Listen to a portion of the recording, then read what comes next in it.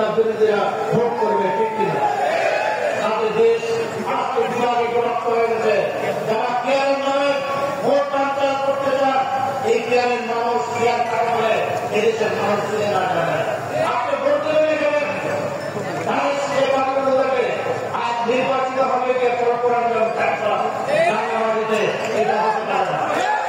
আমরা আমাদের প্রার্থীকে চিনি, আপনার সিনেমা প্রেসিডেন্ট, তারা প্রেসিডেন্ট, এই তামিল প্রেসিডেন্ট, মোস্তাক প্রেসিডেন্ট, আমরা বলছিলেন আপনারা বলছিলেন আমাদের উচিত ভোট থেকে সকালবেলা উঠে আপনার নির্বাচিত প্রার্থীকে তারা বাড়িতে যাবেন, আপনার সুস্থ কথা বলবেন, আপনার জীবনযাত্রা, আপনার ছেলে মেয়ে, আপনার স্বাস্থ্য, আপনার সমস্ত বিষয় নিয়ে আপনার প্রার্থীকে আপনার নেতা নির্বাচিত নেতার কাছে আপনি ভোট করতে পারবেন। আর সেই খাতায় সরকার করতে চাকমা দেখবেন যে উনি নির্বাচিত হয়েছে। এই দেশের মানুষ জানে, সেই জন্য আমি বলছি এই দেশের মানুষ কাকে বলে খায় না খায় না, এটাও এই কথাটি বলেন বাংলাদেশের বন্ধু হচ্ছে বাংলাদেশের আমাদের সেনাবাহিনী, দেশপ্রেমিক সেনাবাহিনী বলছেন ডিসেম্বরের মধ্যে ভোট হলে আমরা নির্বাচিত সরকারের কাছে হস্তান্তর করতে চাই। আজকে সরকারি নিউজকে ধন্যবাদ দিয়ে নির্বাচনের রোড ম্যাপের কথা বলেছেন। আমরা আশা করি আগামী কয়েকদিনের মধ্যে নির্বাচন করেছেন, তারপর সেই ঘোষণার উপর রাস্তা বুক দেবেন, নির্বাচনে রোড ম্যাপ দিলেন, বাংলাদেশের মানুষ একটি ধরনের ইন্টারেস্ট হবে না।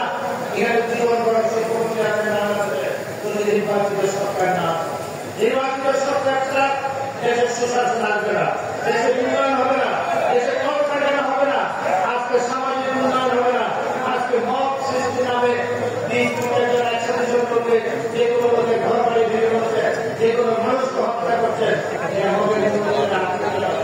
বাংলাদেশ আমরা ৩০ লক্ষ শহীদের রক্তের বিনিময়ে এই বাংলাদেশ স্বাধীন করেছি।